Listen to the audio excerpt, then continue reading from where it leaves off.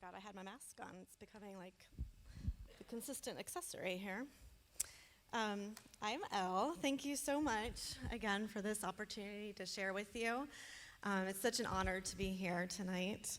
And I really enjoyed what you had to say, Shelley. That was really inspiring. I just appreciate your humility to share. So I was going to introduce a little bit about myself to you. I know she shared a little bit. I'm a mom. I have 4 children of ages 15 to 21.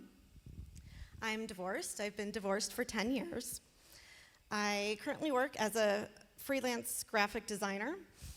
And recently, I had the privilege of being the technical director for a nonprofit called Give Her Wings. They help women and their children who are coming out of abusive situations, abusive relationships, and often spiritually abusive churches as well.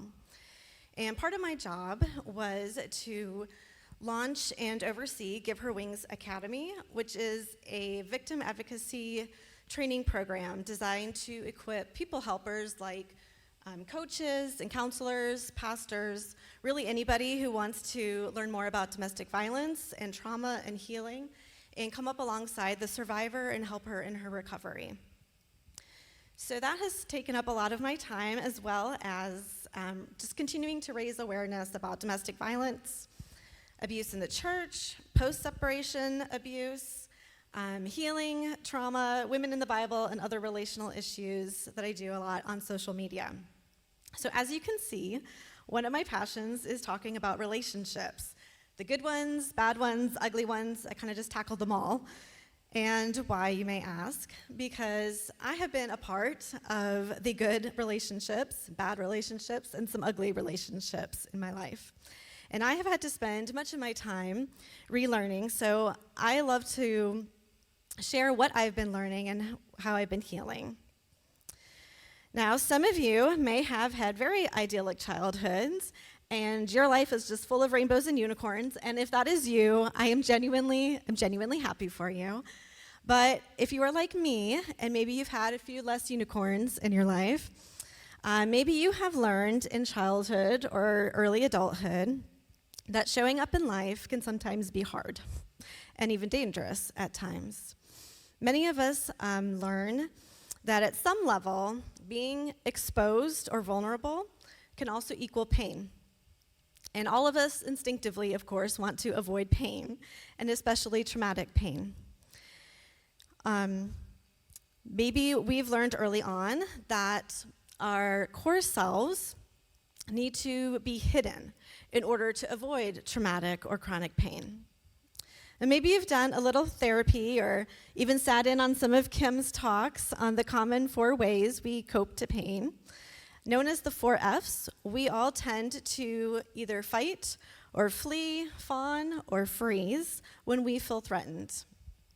Now, you may already be familiar with how you tend to cope, and there's no shame in any of these, and one is certainly not better or worse than the other. When we're threatened, our whole goal is survival, and that is a great goal.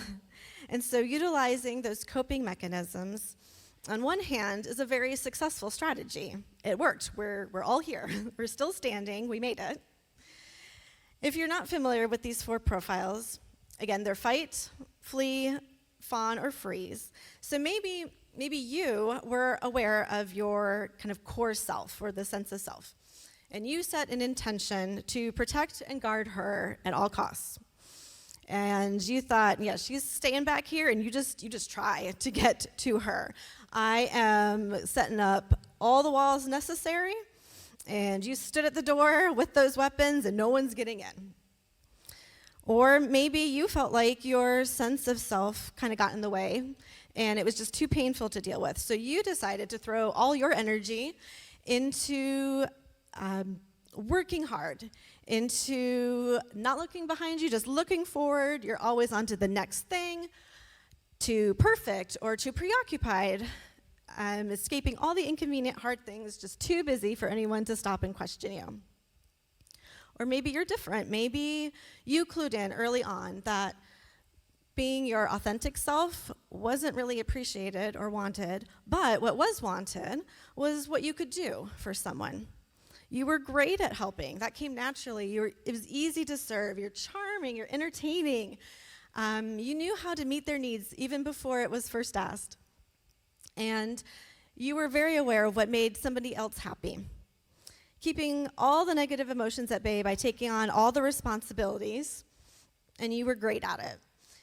Now, you have no idea maybe who your authentic self is, though, because doing ended up replacing being.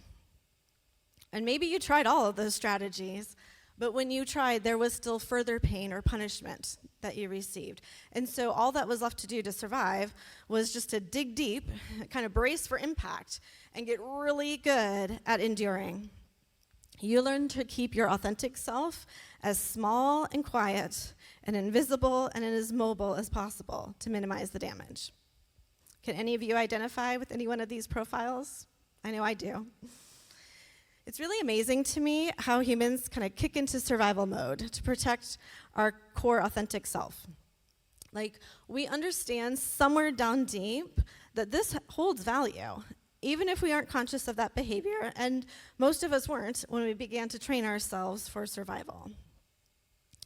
Now, regardless of how you specifically chose how to cope and survive, we all can identify with feeling unsafe at times and then feeling like we need to hide ourselves to get safe.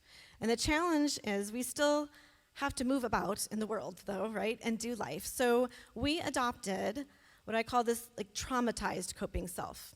And we formed all these adaptive behaviors to go out and do life while hiding our authentic self.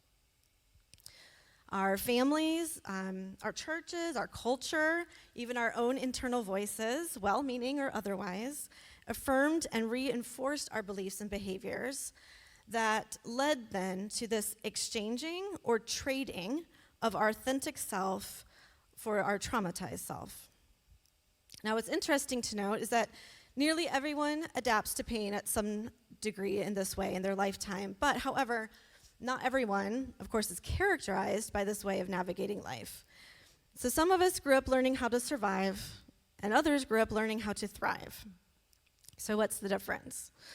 Well, the Bible tells us that we were made by and for love, and we're lovable, we're acceptable, and we're valuable.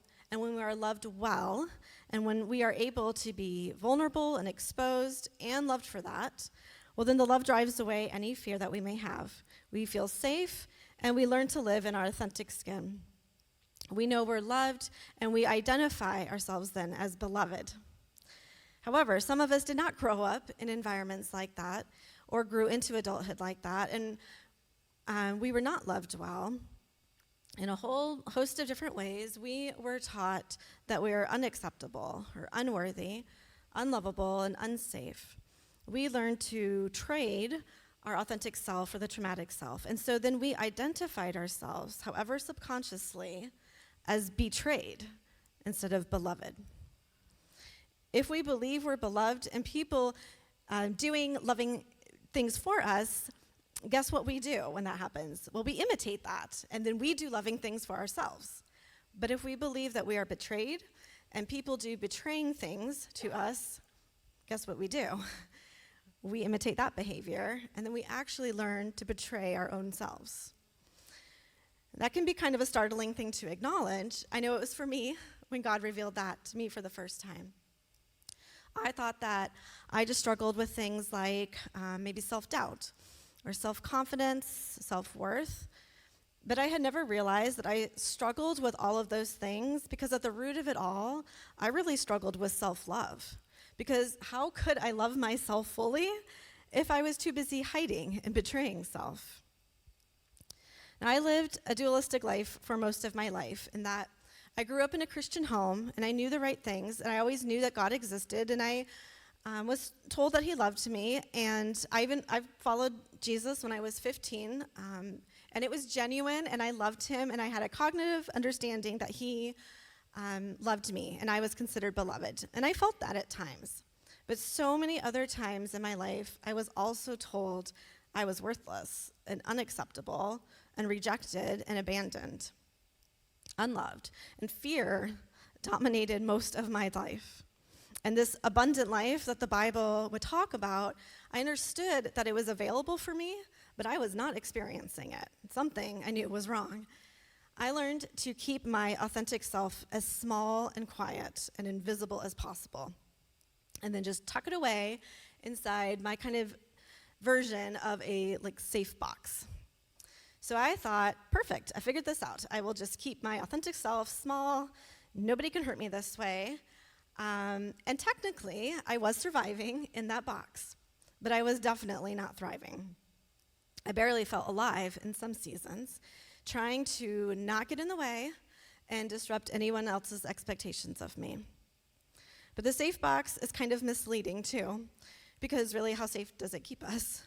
From some pain, sure, maybe, but what else does it do? I mean, it keeps us isolated, it keeps us inactive, it can keep us ignored, and it can keep us very alone.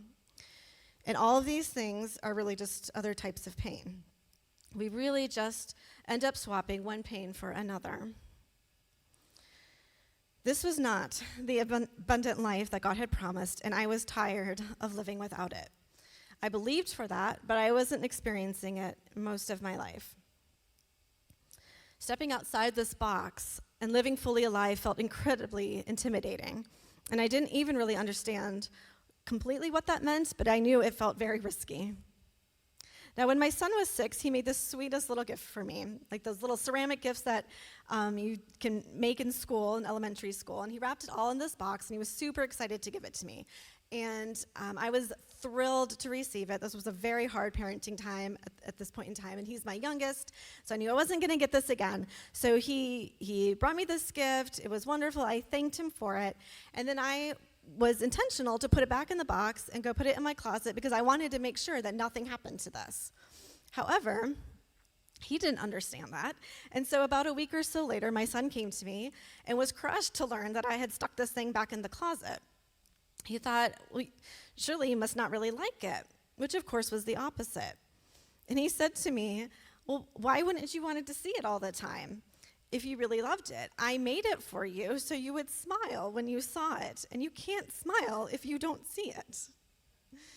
Well, I had another conversation with someone special one night, and God and I were chatting about some things, as we do, and he said to me on this topic, every time you start to peek your head out of this box, and you start to get a little idea, like, think there's an abundant life, I think I know I'm loved, and you start to edge just one little foot away out of this box, you panic, and you run, hightail it right back inside.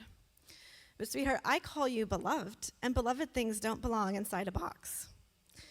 He continued to say, I was betrayed and placed inside a box too. Just my box came in the shape of a tomb. People wanted to keep me safe inside as well, but I didn't come to make people feel safe from their fear. I came to make them free from their fear. And when Jesus was betrayed, he didn't fight, he didn't flee, he didn't fawn or freeze. He surrendered himself, utterly vulnerable and exposed, that was real, and he embraced his authentic self as Savior. And he could do this because he knew that he was beloved by the Father above all else. He didn't look at his circumstances to define him, and he didn't listen to what others told him that he was. He understood and he experienced that it was real that he was betrayed, but it was truer that he was beloved. So he entrusted himself so thoroughly to that love. He put all his hope in the Father's love for him, and I think it's his faith in God's love for him that made him come back alive, but busted out of his box. Your authentic self wasn't made for a box any more than Jesus was made for the tomb. He created you for so much more.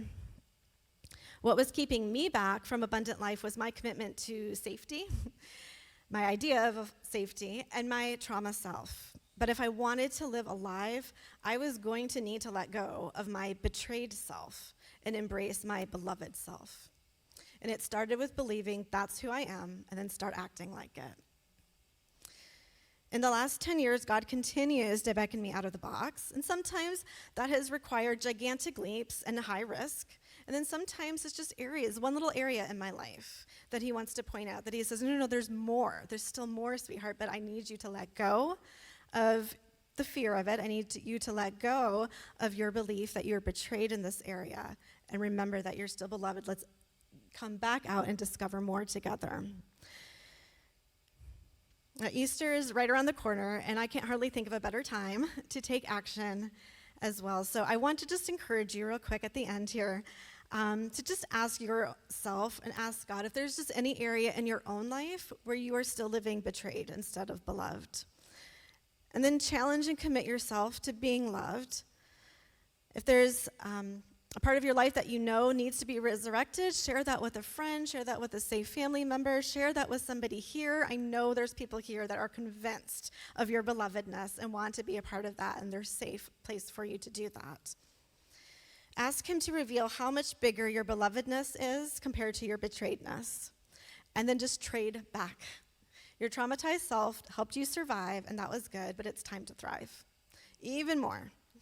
So put your betrayed self back in the grave, just like I'm doing every day, where it belongs, and then walk your beloved self back out alive and free. Thank you.